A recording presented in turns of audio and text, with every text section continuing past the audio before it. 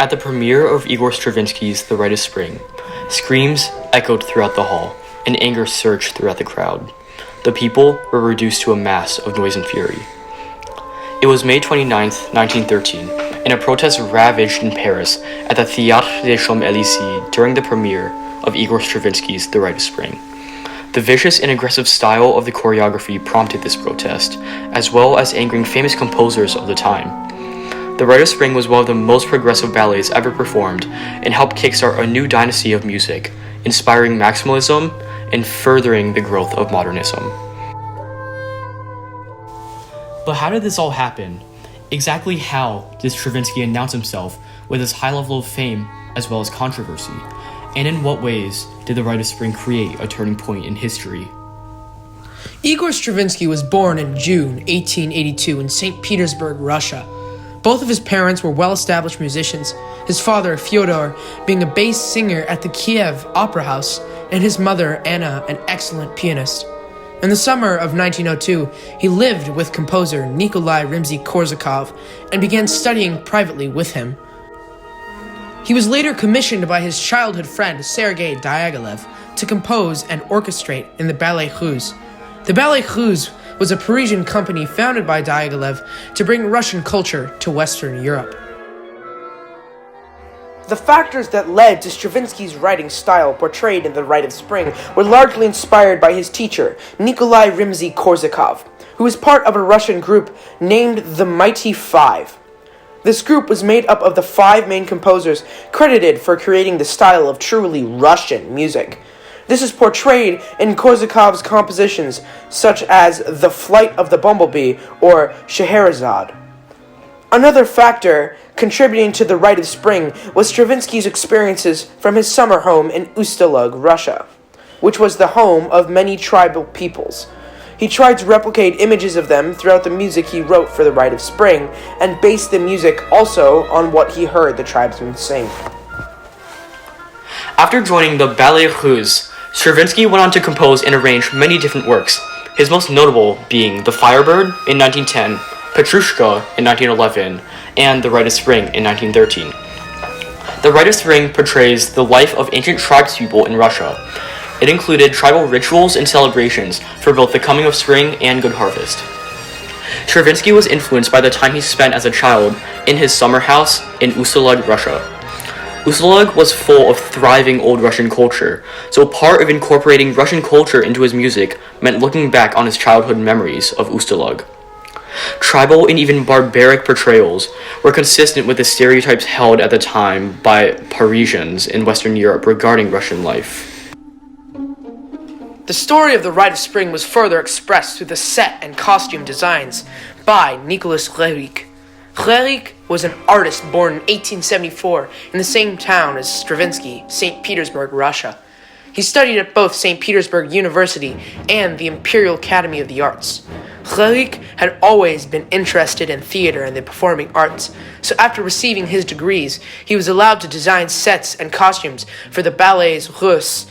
A section of a quote in the Nicholas Rite Museum states, Rite sought to express the primitive rights of ancient man as he welcomed spring, the life-giver, and made sacrifices to Yarilo, the sun god. It was a story unlike that of any ballet before it. The revolutionary choreography of The Rite of Spring was written by Vaslav Nijinsky, a dancer born between 1889 and 1890 in Kiev, Russia.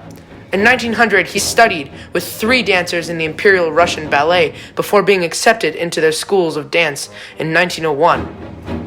In 1907, he graduated with distinctions in dance, art, and music. Nijinsky joined the Ballet Russe in 1909, creating the choreography for Debussy's Prelude to the Afternoon of a Faun, and soon afterwards, Stravinsky's The Rite of Spring. His work in The Rite of Spring is based heavily on anecdotal details from Stravinsky and helped give the ballet its story and controversy. On the night of the premiere, audience members were eager to hear what Stravinsky would bring to the table. At the start of the famous bassoon solo, people were unsure what instrument was playing, since the extremely high register had seldom been utilized before. One quote from Camille Saint-Saëns shows him stating, "Well, if that's a bassoon, I'm a baboon! It turns out, he was a baboon.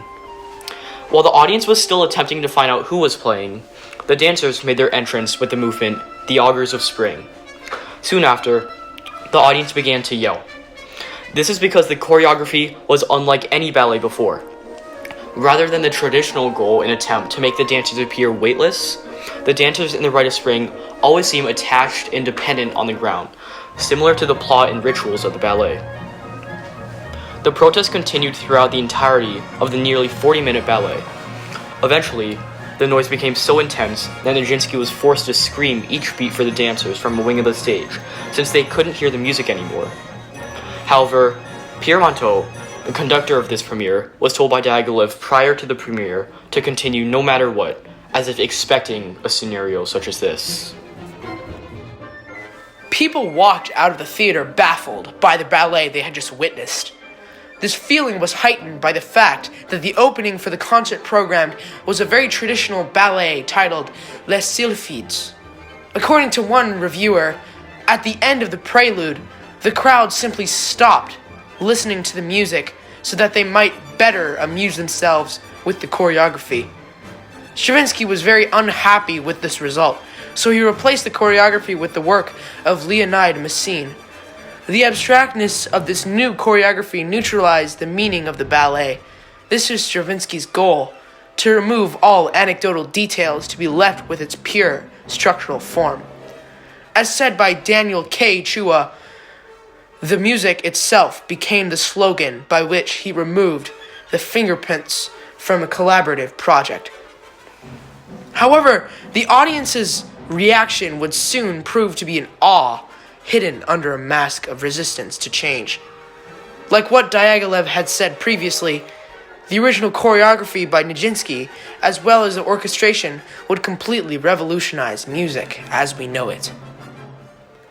By the end of the 19th century, optimism for modernism in music had decreased significantly due to the ever-growing stress of industrialization. This loss of faith was coined by the term end of the century. A conversation between Mahler and Brahms depicts this perspective excellently. The two were taking a walk together in Bad Ischl, Austria, and Brahms was discussing the decline of music.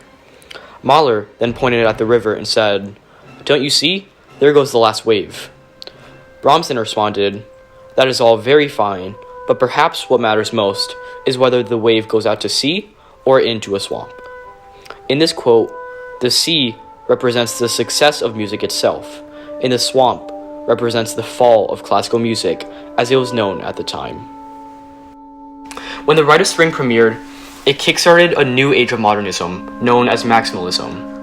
While this was not obvious at first, it became clear as the choreography was replaced, letting audiences truly appreciate the progressive greatness of the orchestration. Its ability to truly tell a story in detail through music turned the tide from the era of Romantic composers such as Beethoven and Tchaikovsky to maximalist or contemporary composers such as Shostakovich and Prokofiev. What made the music of the Rite of Spring so revolutionary? Stravinsky expanded the boundaries of musical expression through his developments in melody, harmony, and rhythm, incorporating vast amounts of dissonance and asymmetric rhythmic groupings. Who did this inspire? It inspired all of the leading artistic visionaries of his time, including French composers like Olivier Messiaen, Darius Milhaud, Russian composers like Sergei Prokofiev and Shostakovich, even American composers like Aaron Copland.